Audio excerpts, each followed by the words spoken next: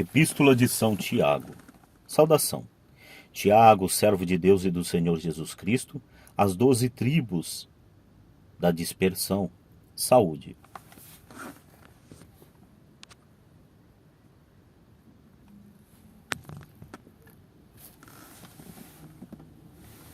Paciência nas provações. Considerai que é de suma alegria, meus irmãos, quando passais por diversas provações, sabendo que a prova da vossa fé produz a paciência. Mas é preciso que a paciência efetue a sua obra, a fim de serdes perfeitos e íntegros, sem fraqueza alguma. Se alguém de vós necessita de sabedoria, peça a Deus, que a todos dá liberalmente, com simplicidade e sem discriminação. E lhe será dada.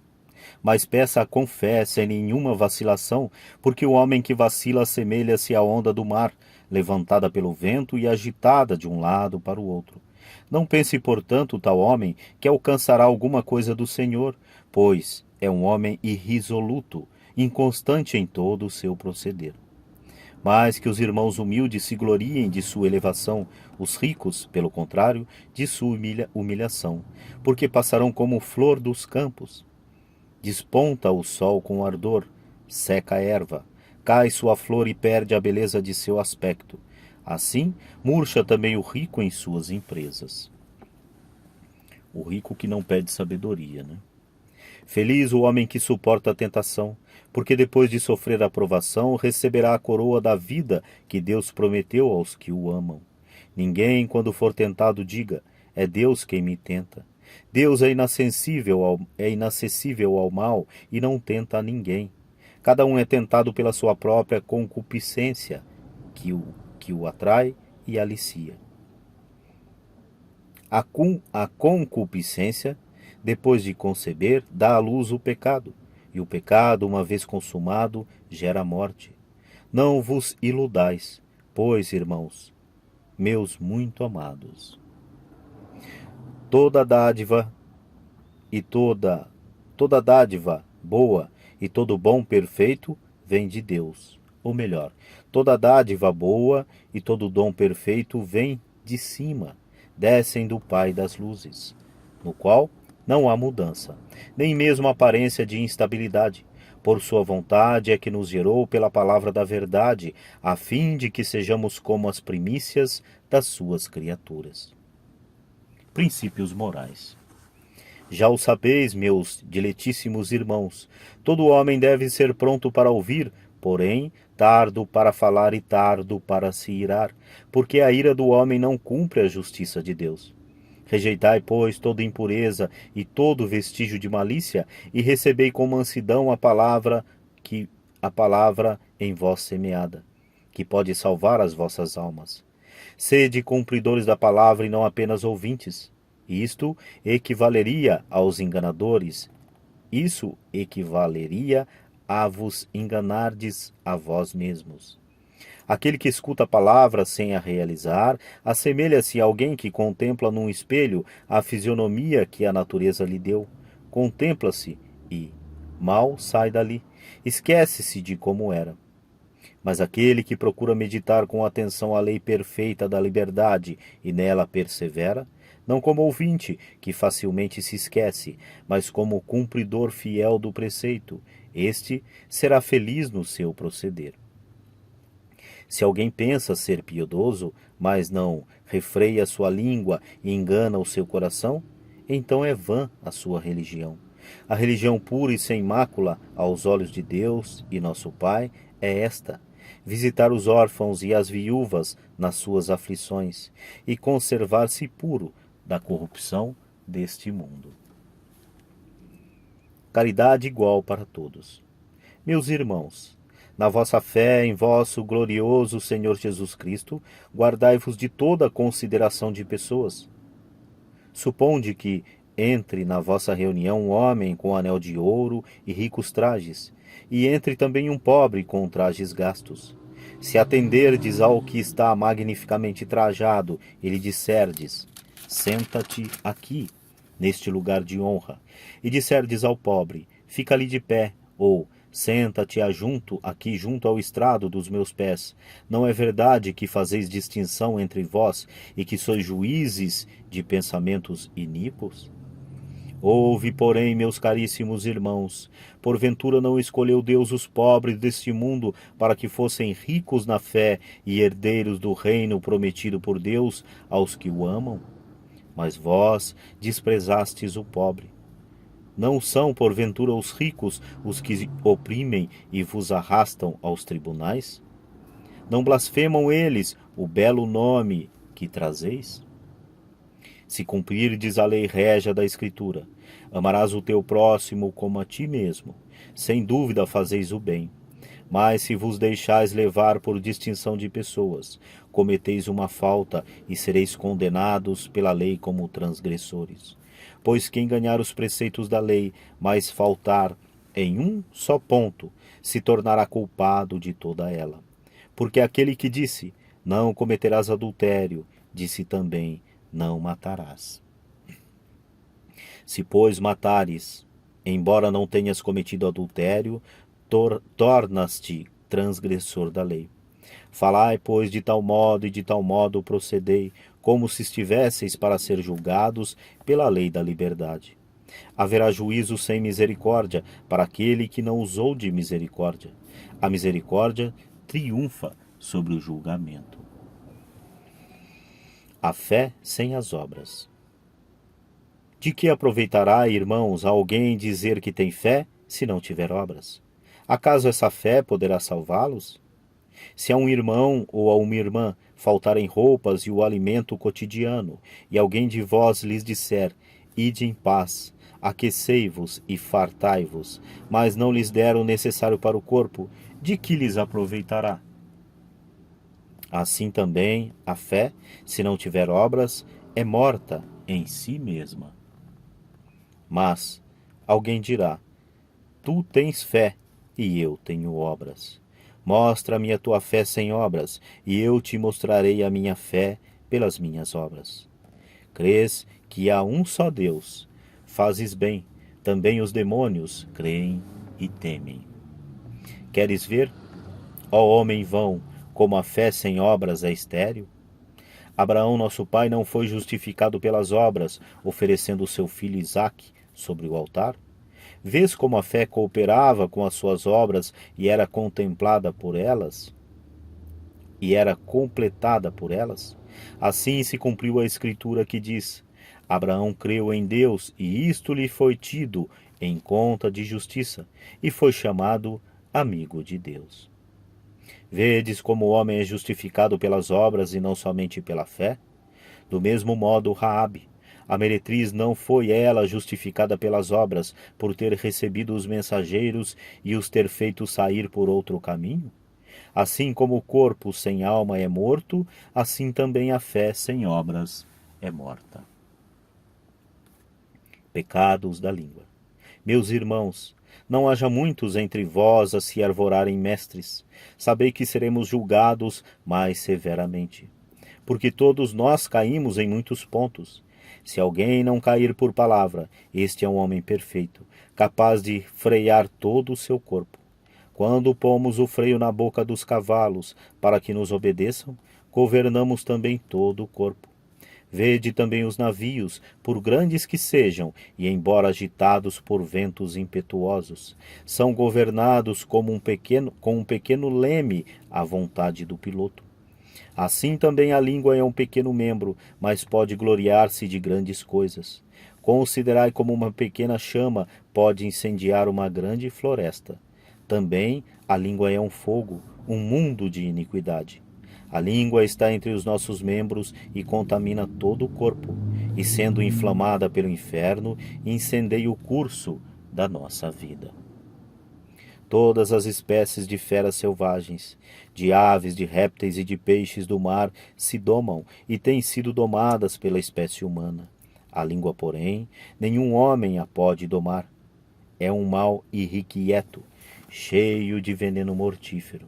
Com ela bendizemos o Senhor nosso Pai, e com ela amaldiçoamos os homens, feitos à semelhança de Deus.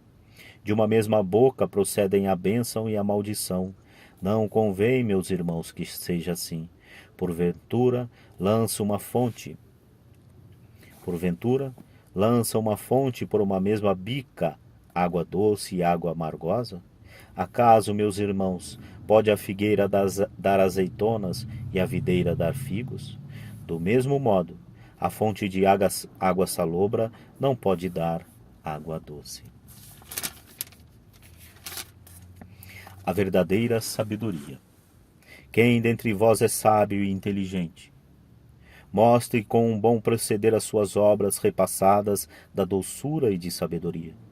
Mas se tendes no coração um ciúme amargo e gosto pelas contendas, não vos glorieis, nem mintais contra a verdade. Esta não é sabedoria que vem do alto, mas é uma sabedoria terrena, humana e diabólica. Onde houver ciúme e contenda, ali há também perturbação de toda espécie e vícios.